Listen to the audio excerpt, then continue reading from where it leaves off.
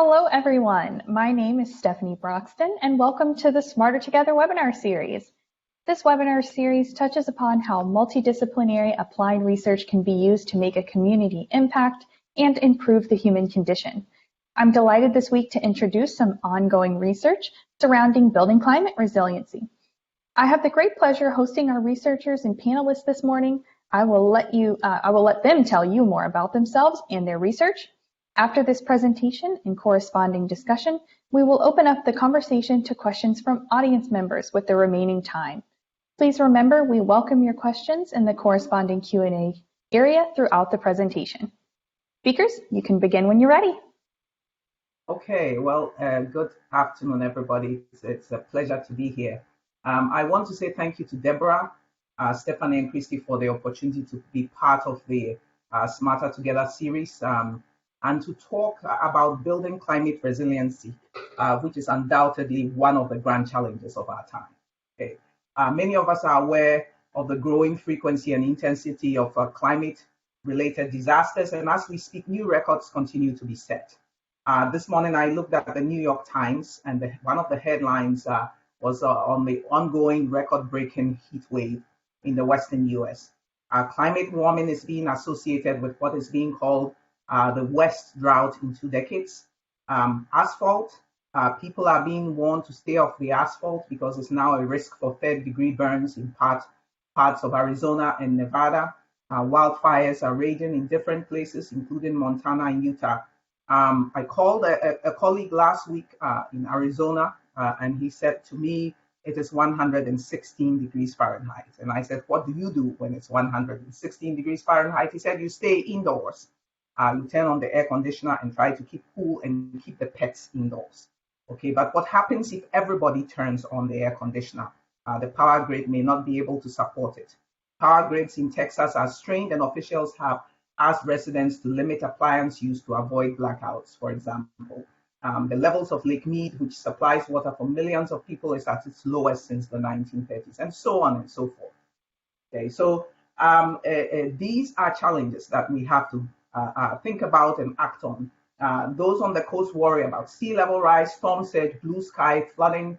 We worry about extreme rainfall inland, riverine, localized flooding, and there is a comprehensive interactive database that the National Oceanic Atmospheric Administration runs, where you can find comprehensive data on how disasters have been evolving over time. And so if we can put the link in the chat, you can start to explore that. You will see that last year was a record-setting year in many ways. In particular, there were over 20 different separate billion-dollar disasters. And in the US, the prior record was 16 that was set in 2017 and earlier in 2011. So these things need our attention. The costs are significant, right? They can be significant. They can be devastating to communities, infrastructure, homes, businesses. And the warming, climate scientists have told us, is going to continue. Okay? And it's being driven by greenhouse gases from our fossil fuel-based activity.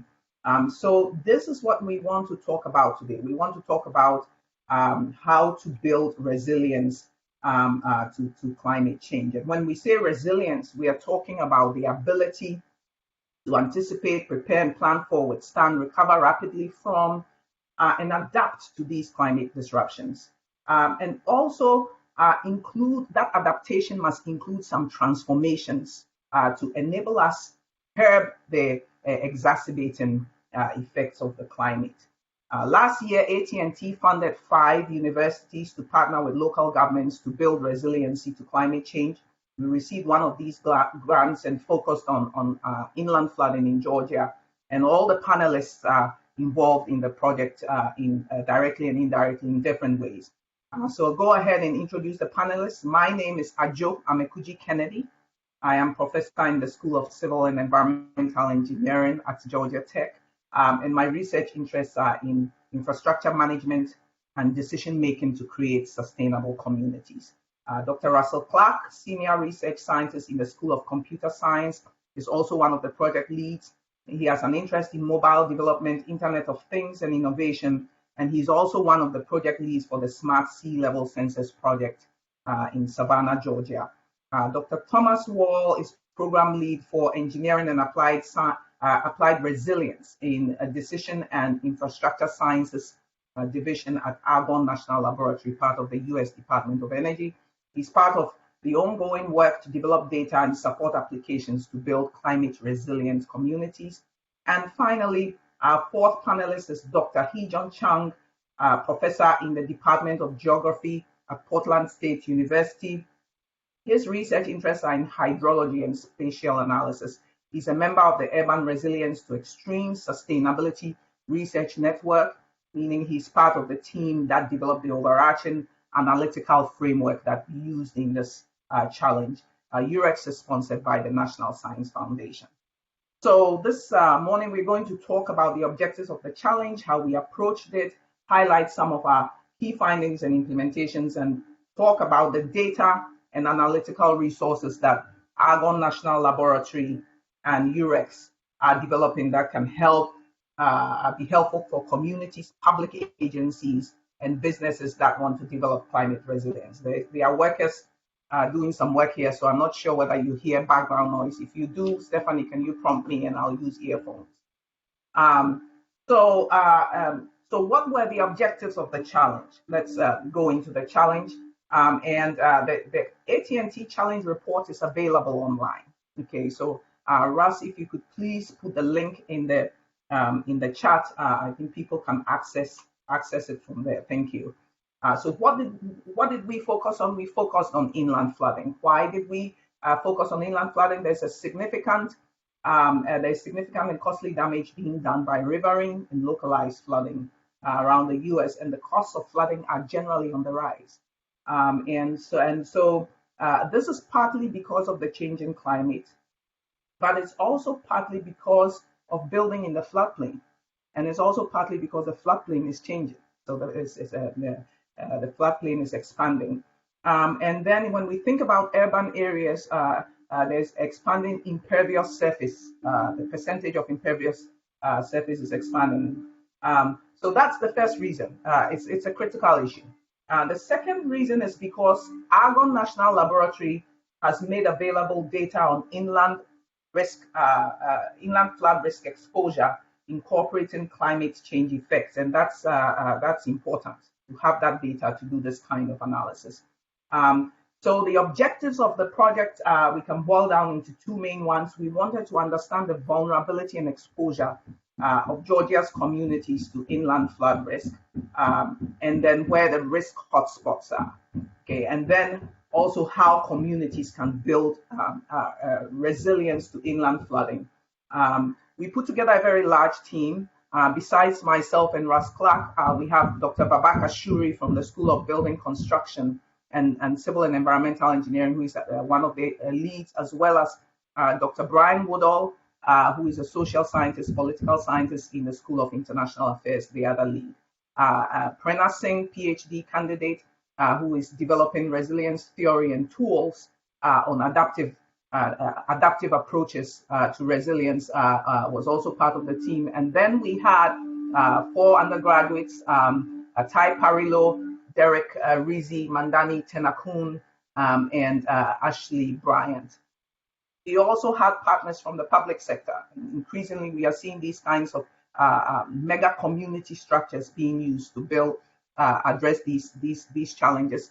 So Atlanta Regional Commission, the Department of Stormwater Management, and Metro District were part of our team. The Center for Serve, Sustain, and Smart and Inclusive Innovation also supported the research. And then finally, 2 formal reviewers. We had Emma Bones, who is a practitioner, water resources manager, works in water resources engineering, and then Dr. Hee-Jun Chang served as our formal reviewers. So there's a lot of innovation that is going on in data and analytical tools that can be used to help build climate resiliency. And I'm going to turn it over to Russ Clark to talk about some of the resources we use. Over to you, Russ. Thanks, Ajo. And again, for folks in the audience, the full report that we're summarizing here today is available online, and I've linked it in the chat if you'd like to take a look at that later. On the data and analytical approaches we took in this study, as a starting point, we anchored our work around what's known as the SETS analytical framework. What is SETS? SETS is an acronym for social, ecological, and technical. And what the SETS framework does is take these traditional capitals that have been traditionally looked at in vulnerability assessments one at a time, and attempts to combine these into a multidimensional view of a community's vulnerability to various threats. Further, in our work, we extended the SETS approach to consider institutional capital, so including both formal and informal practices and customs, including laws, policies, and regulations. So we extended the SETS framework and then applied it as part of this work to basically how do we organize this analysis. So in doing this, we attempted to fuse the data from a range of sources, such as climate projection data from Argonne, FEMA data, as well as several others. As part of this data fusion, of course, we encountered a number of obstacles. There was significant historical data that doesn't take into account the new realities due to climate change. We also tackled a number of issues with incomplete data sets and worked hard to fill in some of those gaps. In our work to perform a hazard exposure analysis, we discovered a mismatch in the Argonne and FEMA data sets that made comparisons between these two things somewhat difficult. As a result, we settled on applying a topographic wetness index that was derived from both data sets and gave us this normalization that we could use actually across our study areas. We did a vulnerability assessment across multiple study areas using our ISETS framework to identify exposure, sensitivity, and adaptive capacity across the social, environmental, and technical and institutional dimensions. We performed risk analysis for the entire state of Georgia as our primary study area, but then looked at 4 focus communities that we thought revealed both some important population and some important economic value, but also gave us a nice nice mix of sort of the different types of communities in our state. So our 4 focus areas were all Atlanta, Albany, Austell, and Carrollton. This hotspot analysis allowed us to combine vulnerability data with hazard exposure data, and basically gave us that picture that ultimately we made available to you in the report today. So with that as the background, I'll turn it back over to Adjo to tell us about some of the findings of the work. Okay, so again, the challenge report is online and has a range of findings. Thank you, Russ. I'm going to highlight a few key ones. Okay, so one of the things we were able to demonstrate with this analysis is that as climate change is occurring, the floodplain is expanding, and flooding is also intensifying in a good number of areas.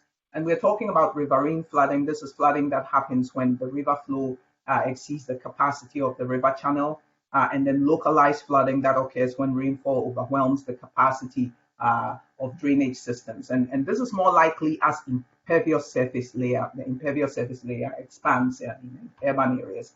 Our statewide analysis revealed that Atlanta Metro, the Albany area, and Savannah areas are hotspots for flooding risk. We focused more on Atlanta and Albany because we were focused on inland flooding.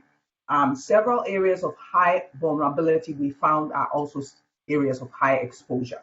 And in particular, areas with a history of flooding where minority populations are in the majority emerge as primary risk hotspots. Okay, so if populations continue to increase in urban areas, then more people are going to be at risk of flooding.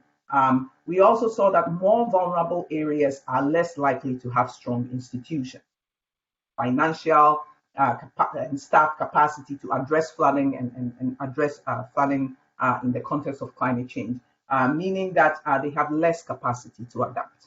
Okay. We also saw from the Argonne National Laboratory hazard exposure data that Carrollton is under increasing threat of inland flooding. And the implication is that as the climate continues to change, even areas without a historic threat of flooding may also start to see new threats. In general, flood risk is becoming or has become dynamic, more dynamic than it used to be in the past. And the floodplain is expanding in some areas. The US EPA has predicted that the floodplain is going to expand by 45% by the end of the century. And so really we ought to think about where we are building, because it means we may put up some buildings now that will not be in the floodplain, but in about a decade or two, they may now be in the floodplain. How do we address that? We need to be aware of these. We need to be aware of impervious cover expanding, because that also exacerbates the flooding threat. And then finally, we saw it's increasingly effective to think about integrated solutions, because it's not always considered cost effective for a community to build itself, technically speaking, out of flood risk. Combine social solutions, social awareness. People must understand what is going on, early warning systems. We need to reduce impervious surface cover, expand green infrastructure so that water infiltrates rather than contributes to the threat of flooding. Deepening channels, certainly building retention structures, but we also have to think about ordinances to reduce development in the floodplain as it advances, and also to reduce impervious surfaces. All of these can and should be important elements of an integrated approach to building flood resilience. So we made some recommendations, and Russ will highlight some of the key ones. Over to you, Russ. All right, thank you, Ajo. So to finish out with some recommendations from our study, while the communities we studied are very different in terms of population and resources available, we did find several common themes. For instance, technical vulnerability tends to be more focused near the city center, where there is more development, where there is often more infrastructure, built infrastructure. We found correlations between exposure data and the ecological and technical data.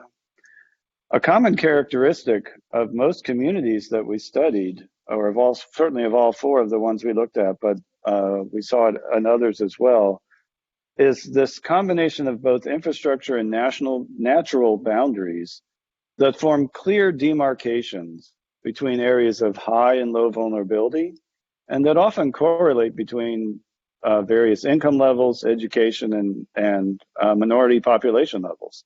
So we're talking about things like a rail line, or an interstate highway, or a river, or some other natural boundary, but always very visible as we would look at these GIS maps, for instance, and these various data sets, that same line would show up over and over again as that clear demarcation. So I know many in the audience are familiar with this kind of phenomena, but it was very clear to see it throughout this study, and an important part of understanding the data we were looking at.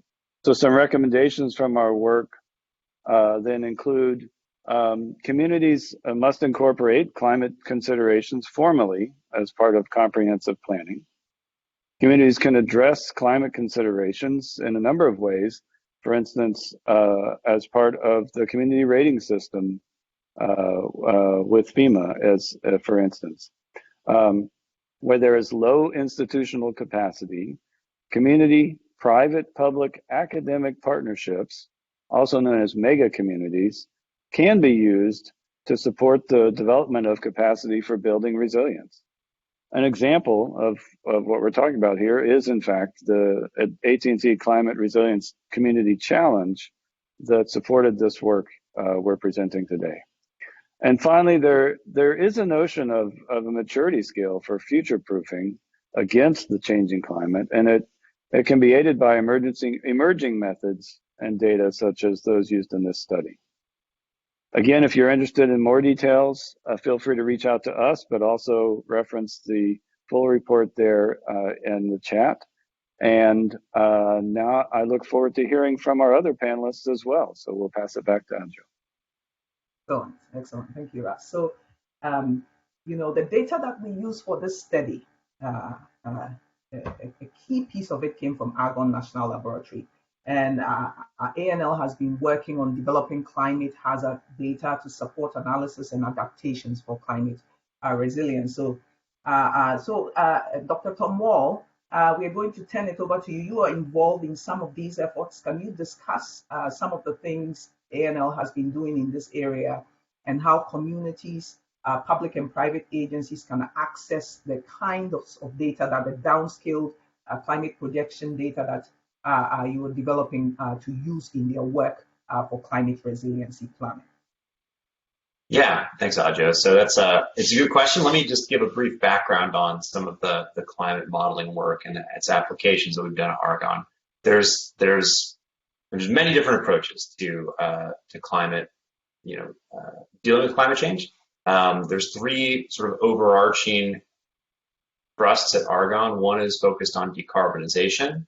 I don't think that is germane to the conversation today, but the other two are developing better climate models. That means better, more actionable climate data. So I'll talk mostly about that. But then the third piece is the application of climate data. So that's the adaptation and resilience piece. And we recognize that we can produce the best climate data available, but if it's not usable, if people can't access it, then it's not particularly valuable. So we want to make sure that we can transfer that technical and scientific knowledge to real world applications.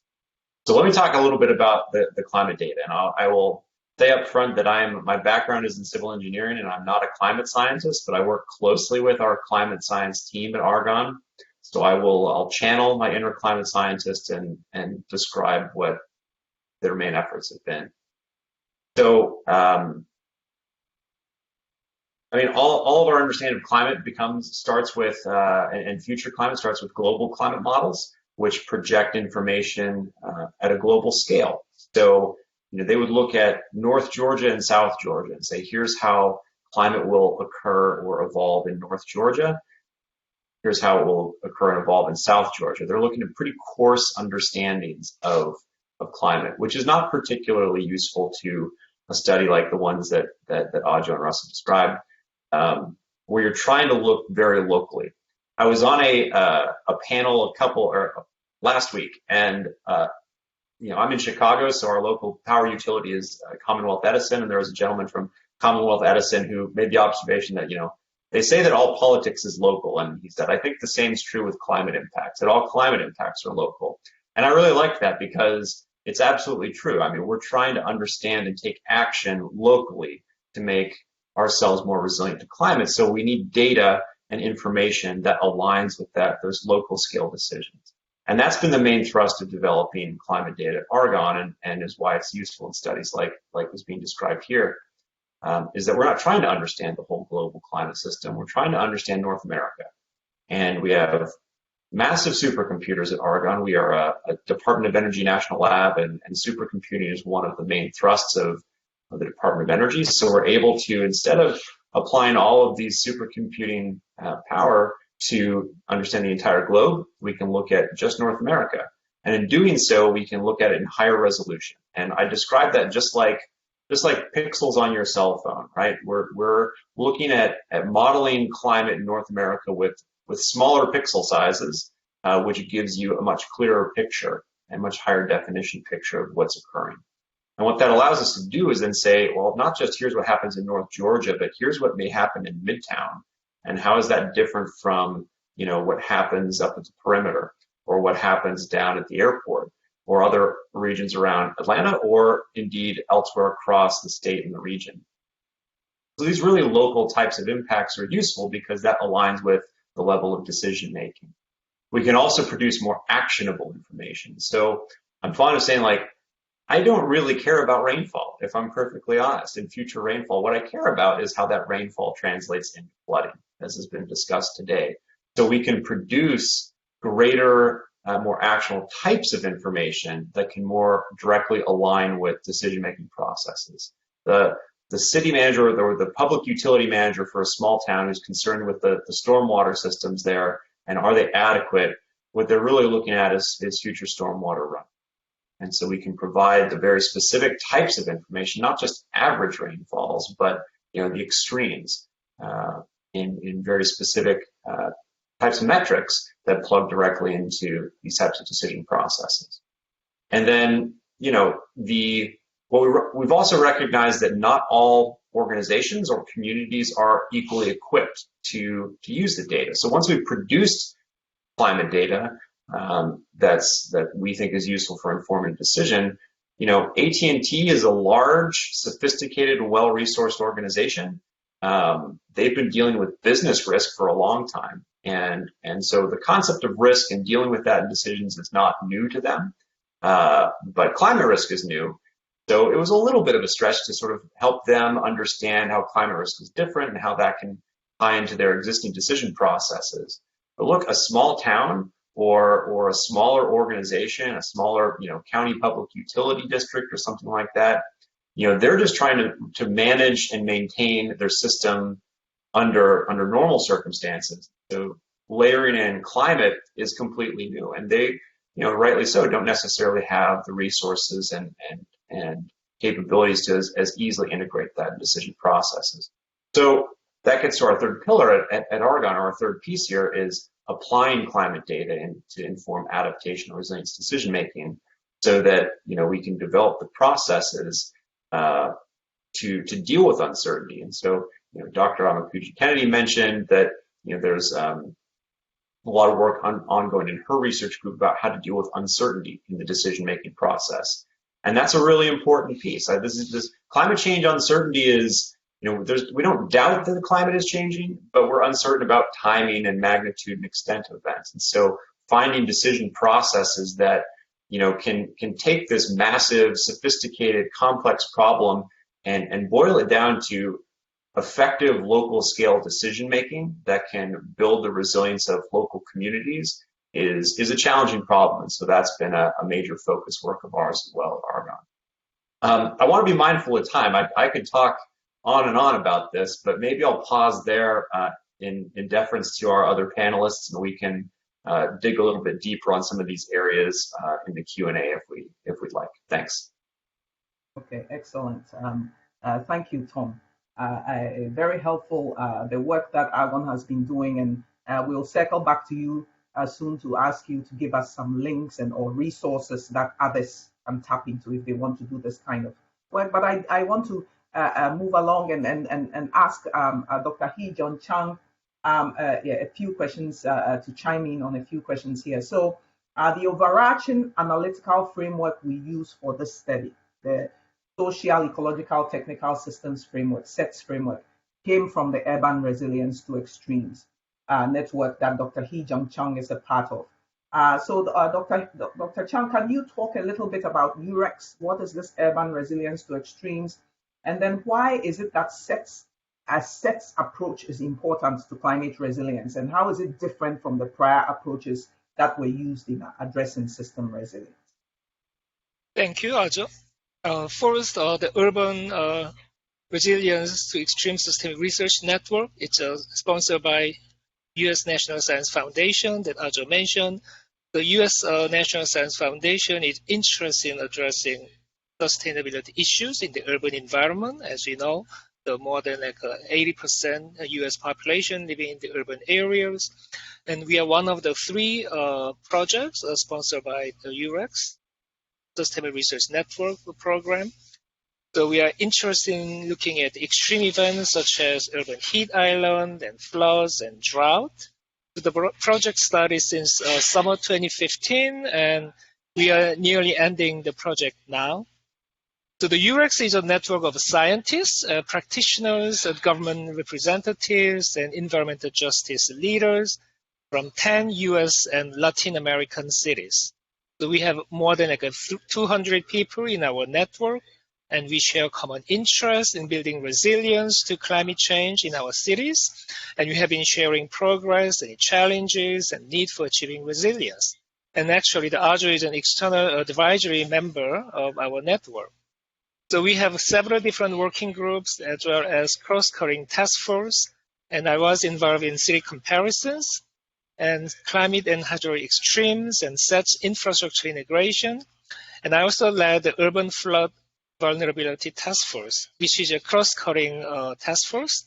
So as part of this effort, so we use the SETS framework to identify what are some representative indicators for urban flooding and how they also represent the SETS domains, which has also used in the AT&T study, and how we can better understand the flood vulnerability in 6 cities. So I can send the link for those papers later. And in terms of why the SETS thinking is important in this area and how it's different from prior approaches, so you can consider the SETS is representing people and ecology and the infrastructure, and they also interact with each other. So for example, when flood infrastructure is in place, it has a long-lasting effect. We call it a legacy effect. But we also know that when extreme floods happen, it can affect some catastrophic events. What if the levees broke, which we witnessed in the case of Hurricane Katrina and Hurricane Harvey in New Orleans and Houston, Texas? So it has much more higher devastating impacts. So we have to look at the coupling of social, ecological, and social technological aspects. But traditionally in flood risk management, the people merely focus on technological approach. So by looking at how those social and ecological components interact with each other, as also found in the Atlanta case study, people with less means, I mean lower income and high poverty or less educated, those people are disproportionately exposed to high flood risk. But also those are the areas we have less like a green space or green infrastructure, which can potentially mitigate reduce flood risk. So the city can closely look at those vulnerable neighborhoods using the SETS domain, and they can identify some ways to improve the current situation. And also the SETS can allow some radical change. So we do need urgent changes to tackle the urban resilience. And by looking at the system level interaction and changes, we can better assess the current risk and prepare for transformation. So the NSF actually has a new course, Sustainable Research Regional System, which uses the SETS approach. It's been announced, and I think they're still in the final stage of evaluating which projects get selected. So the SETS aim to overcome some of the limitations of a previous approach, such as socio-ecological approach, which overlooked the critical role of technology and infrastructure, and also the social-technological approach, which also excludes some ecological function. By embracing all those 3 dimensions, we can truly assess the current situation, vulnerability, and identify pathways for transformation. So this, which is urgently needed in our society now. And finally, there are some local communities that use a SETS approach. In our network cities, we have been closely working with city practitioners to develop those climate resilience plans.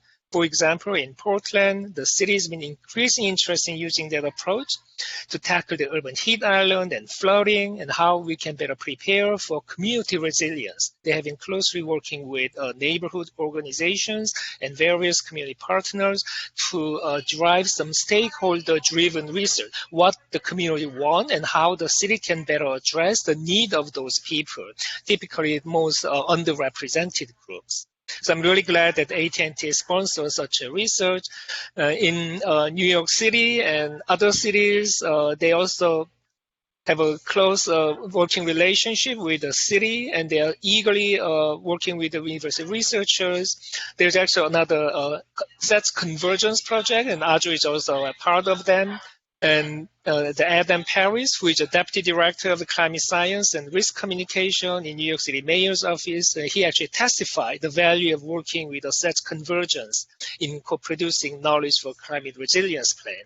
And locally in Atlanta, David Iwanik and his team, they have been leading the scenario working group in many of our UREC cities, and they also work with neighborhoods, communities, and how they can develop possible pathways for transition, which consider some balances and challenges across the social, ecological, and technological domains. I can send some of the papers or a link for the new convergence project in the chat box. Excellent. Excellent. Yes, Hejan, that would be great if you can put a link in the chat box, at least on the UREC's website, and access to some of these resources. I think they'll be helpful. It's really helpful to hear you describe, how the value added that the new SETS framework brings, and essentially how it reduces opportunity costs of more limited kinds of solutions. So as we are talking about bringing this down to the local level, it strikes me that it is important that we start to incorporate climate resiliency as part of our ongoing planning, right? Because we can't really stop everything else to address climate resiliency, but it really must become part of the formal process for comprehensive planning. It must become part of the goals, the vision to have a climate resilient system. It must feature into resource allocation in creating projects that are then implemented, because essentially the lower the resilience, the more likely that the system performance will be affected. And so in that context, I want to turn back to Dr. Tom Wall, and I ask you, Dr. Tom Wall, how have local communities been using the Argonne AT&T data and the Argonne data in general to address climate resiliency concerns? If there's a local community here that says, hey, I want to start to figure this thing out because I know I have some risks or some threats that we need to start to consider, in a proactive manner rather than reactively, what kinds of resources could they tap into at Argonne, for example? Yeah, sure. So, I mean, our work with local communities has primarily been focused on critical infrastructure systems. So, when we worked in critical infrastructure with communities, it's primarily around water, wastewater systems, transportation systems, telecommunication systems, and power. So power could be fuels, electricity, and so on. And it really, it comes down to ultimately what decision are you trying to drive? Is it a question of looking at existing infrastructure? We've done projects looking at the vulnerability of existing built systems so that communities can figure out, is there an electrical substation that's in a soon-to-be flood zone, right? It's not currently in a FEMA flood zone, but the climate model suggests that it will be. So we need to either think about relocating that or coming up with some sort of backup plan. We've done projects with local wastewater utilities. There's a lot of coastal wastewater facilities that could be affected by storm surge. So are there, those are pretty costly to pick up and move. So are there strategies for adaptation that could enhance their robustness to the different types of climate impacts, or is there contingency planning? And then so let's look at existing infrastructure. Then there's the question of let's look at what we may build. And so that could either be from a very technical engineering perspective of, we're going to build more cell towers in a hurricane-prone area. The winds are going to be stronger, so how do we need to change our designs looking to the future? Or it could be a development, right? So if we're looking at planning or zoning, let's make sure that we're trying to stay out of future flood areas. We're doing some modeling right now on wildfire risk, particularly in the West. And being able to project using drought models and vegetation models what future wildfire risks could look like. We haven't applied that yet to a community adaptation project because the science is we're still working on it. But you could see that application for future development. There was a I think it may still be the top story on NPR right now, but if you go to their website, there was a study out of Colorado, University of Colorado recently that looked at the exposure of built systems of our society to future disasters, and their sort of the take home for me was that we're still building in disaster-prone areas, and so from looking to the future, should we not be doing that, and should we plan differently? So, but to your question more directly, how do you access the data? That's something that we are working on. I think there's a lot of ambition, particularly in the new administration, for different federal agencies to figure out and sort of realign on how they can provide value to communities and to decision makers to get data out there, to support decision making, to look at equity concerns with decision making. And so we are very much, right now, our work is on a project by project basis. So I'll put my contact info in the chat box if there's anybody from a community who's looking to get some data or information to support, a climate resilience decision. We can work together on that. But what we're looking to move towards in the next year or so is more of an online data portal model where data and information to support decisions can be more broadly distributed. And it'll be an iterative process, right? We're looking for input from as broad a group of stakeholders as we can get to understand what's most useful to put online. There's a lot of climate data that you can go online and download, but it's not really useful. So it's information that's useful to climate scientists who want to sort of compare data and compare models, but to local decision makers, it's not. And that's where we want to try and fill a gap. So unfortunately, I kind of have to kick the can a little bit on that one to say that we'll have data soon. But in the nearer term, if people are interested, they can contact me directly. Okay. Excellent. Thank you for that, Tom. And I like to hear you say that it really is a broad effort in defining what the needs are, because essentially, it's a range of stakeholders here. And so I want to emphasize again that these approaches to these challenges as we see them are cutting across various sectors. They are in the form of a mega community structure. There's a very nice book out called Mega Communities that may be of interest to those participating in the webinar today, and it's by Jerenksa and his team, and they happen to be actually private sector folks who have some experience bringing together organizations and leaders from organizations across the academic sector, the public sector, private sector, and civic sector to address problems together, to address challenges that they couldn't address as effectively on their own. Okay, so I think we have some time now for questions, and I wonder whether there are any questions in the chat. If we don't have any questions in the chat, then since we have Dr. Russ Clark here, and he is one of the leaders of the Sea Level Census Project, I may ask him to talk a little bit about that project as well. Okay, do we have any questions in the chat? Let me see here. Okay, so we don't see any. Okay, we don't have any. I don't see any questions. Actually, I was thinking of posing a similar question to Hijun about. So we talked some about how the communities in our audience here, how they might use the Argonne data or apply that, but similarly. How would a community that wants to engage or move forward and start thinking about applying the SETS approach in their own community? What are your suggestions about how they would get started? This is a great question, Ross. And so in terms of data, so I think we live in an era we have plenty of data, but sometimes some data may be hidden and not easily discovered, but the community may own the data. This may be an opportunity for the community. If they have local data, they can actually share the data and upload that. They use the data rather than using the national, which might be coarse data. And also, they can give a different weight.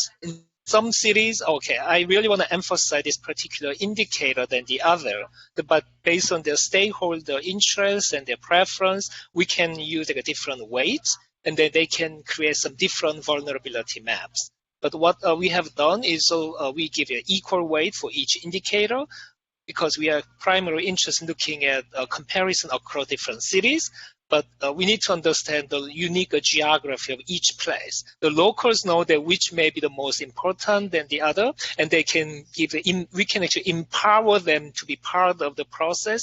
And we are also thinking about creating some like a visual interactive maps that people can give different ways, and they can create different maps based on the different ways. So this may be a part of the engaging a process. So my philosophy has been, so we have to engage those community at the beginning of the workshop. And in terms of like identifying indicators, and they can actually add and subtract the indicators and to be more meaningful to their local community. Yeah. So the start of the process then is just brainstorming what indicators are important in this community. It sounds like before you actually start digging in. So that sounds very valuable. Correct. Okay, excellent. So I'm looking at the time. It is 12:47, and so I think we have a little time also. Russ, are you interested in talking a little bit about climate resilience from the standpoint of the coastal areas? We left those out because we were focusing on inland, but it appears we have a little time. If people want resources, where might they go to look at some of the things that you've been doing on the Savannah coast? So that's quite the setup, Ajo. You know, I'm always interested in talking about such things. Yes, thank you. So actually, I'm here today at a site in Brunswick, Georgia, where we're visiting a site visit to look at doing some further expansion of the work we're doing on the coast. I'm here with my colleague, Professor Kim Cobb in Earth and Atmospheric Science here at Georgia Tech. And we are, for the last 3 years, have been leading a project with Savannah and the city of Savannah and Chatham County, Chatham Emergency Management Agency specifically, and to look at monitoring and with the eye toward the changing sea levels and the increasing occurrence of flooding events on the Georgia coast, and having more the goal being to have more concrete data to understand what's actually happening at a highly local level. So that's where this, the name, the Smart Sea Level Sensors Project is all about, deploying this high density network of sensors to have that data. But then what do we do with that? And of course, what we do with that is all about improving the information available initially to first responders, but also then ultimately better forecasting and better models to understand what's coming and what's coming in the future with sea level rise and these increasing intensities of different storm events that have been a part of this conversation and part of these studies. And so all of that work ultimately, and then education being a huge part of that conversation as well. And so not just the community education side, but deep engagement with the K-12 programs, including having them actually be part of sensor assembly and deployment and maintenance, so that they can own it and be part of it in their own communities. So I'll add this project started as a seed project through the Georgia Smart program, Georgia Smart Communities Challenge, and has been this community, obviously this audience and the folks involved here have been a key part of the success of that work. So that's continuing, and I'll put our project website in the chat, but Yeah, thanks for letting me share a little bit about what we're doing here. Okay, excellent, excellent. So just some of the work going on to build resiliency, and it's good to hear you talk about K to 12 because to me that's really part of the transformational resilience, understanding from an early age, these basic principles and what leads to these kinds of situations and how to avoid them before they even or prevent them before they even come to be. And so I think that is one of the key pieces there. So I think we should start to pull things together and wrap up. Maybe a few closing a closing statement from each of the panelists, something that we want to leave you, each of us want to leave you with. I want to say that, and I think many of us agree, and we see what's going on, that proactive approaches to building climate resilience are probably better. They are more cost effective in the long run than reactive approaches. It is really not an isolated view of resilience. Resilience it should be a priority, one of the strategic priorities for communities, for businesses, for public agencies, and it should be integrated into the existing planning framework, whether it's planning for infrastructure or planning for other kinds of assets. There are challenges, as we've said, but as you've seen, hopefully from this presentation, there is also work that is going on to develop newer models, innovative models, and data that can be used to address this issue. It's not sufficient to just address this issue, preventively. Well, not preventively, but it's good to plan for it and adapt to it. But we also must transform, right, to contribute to reducing the exacerbation of the hazards that we've seen over the past, and the hazards that have been growing with disasters that have increased frequency and intensity. So these are some of the resources available. Our report is online. If there are additional questions after this webinar, we will be happy to answer them. And so with that, I'll turn it over to Dr. Rascott. So I think my takeaway, the point I want to highlight is just reminding folks of one of the things that we saw over and over again in this work and continue to see is not just that, is the importance of the fact that the communities we live in and the communities that are impacted by these the impacts of climate change are not affected uniformly, right? Each community has a different impact, and each community has a different ability to respond, and that is so critically important as part of understanding. How do we get to even a definition of resiliency?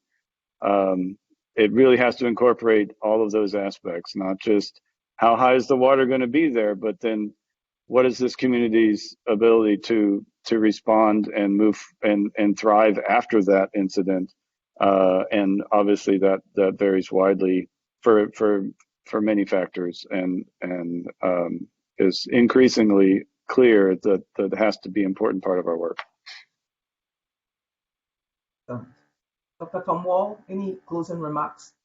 Yes, less of a summarizing thought than more something I should have mentioned on my last comments. That I put something in the chat, but your question about data, the AT&T data, you can download that for free. It is, so I put a link in the chat box. The data covers all of Florida, Georgia, North Carolina, and South Carolina. Contains data projecting coastal flooding and inland flooding, as well as extreme winds. I gave that example of designing cell towers differently. That was AT&T's main interest in understanding that in the Southeast. So that's available to download. It's free. I know that AT&T and we are all in discussion with Esri to see if there's ways to get it more natively into GIS systems, but you can download it and use it in GIS as it is. I will also give a preview that we are currently working with AT&T on a second phase of the project. which will take all of the modeling that we did for those 4 states in the Southeast, and we're extending it to the entire lower 48 states. So if you have colleagues, if there's anybody on the line who's not in one of those 4 states, or if you have colleagues who live outside of Florida, Georgia, North Carolina, and South Carolina, data will be available in about a year, as we're currently working with AT&T to produce that. And it will contain additional information beyond flooding and winds. There will be some extreme temperature and precipitation information, as well as some wildfire information. So that'll be the first time that we'll release that. And they've expressed to me that they fully intend to make that data publicly available again for free. So more to come on that, but you can sort of wade in the water a little bit with the AT&T data for the Southeast and know that more is coming for other parts of the country. Thanks. Excellent. Thank you, Tom. Dr. Chang? It's great to hear all the discussion points, and I would like to emphasize the continuous engagement and communication is the key for developing successful resilience plan. So that does require systematic thinking, which we explained, and how the SETS framework can be used, looking at all the coupling issues. I also emphasize the need for integration across, a vertical integration as well as horizontal integration. So what I mean by horizontal integration is different sectors can work together, like academic or industries and civic organizations, as well as within the city, there are many different departments, how they can work together to tackle climate resilience. So that's more like a horizontal integration, but we do need to also integrate vertically. So I mean inner generation. So Ross already mentioned about the importance of K-12 education. They will be the leaders for future. So we need to educate, and sometimes I found that by educating those kids, they can actually teach their parents, and then they can be really innovative. So we should emphasize how we can better educate the future generation. And I really appreciate, and also we can develop a sense of community, like a belonging. You are not alone. Each community is facing different issues, but every community is facing some issues. By sharing those issues and lessons, how each community can identify the best transformative pathways. So we need a strong supporting group. That's what we need. Thank you. Excellent. Thank you very much, Dr. Chan. So we want to say thank you to Smarter Together for having us for this important discussion this afternoon, and I'd like to turn it back to Stephanie Broxton. Thank you so much to our panelists, and thank you all for joining us today. Smarter Together will be taking a short hiatus for the summer season, but please look out for our series to return in the fall with new and innovative topics. You can find more information about Smarter Together, including upcoming webinars, on our website, which is penngeorgia.org, as well as by following the Partnership for Inclusive Innovation on Twitter and LinkedIn. Thank you again, and we look forward to seeing you all again soon.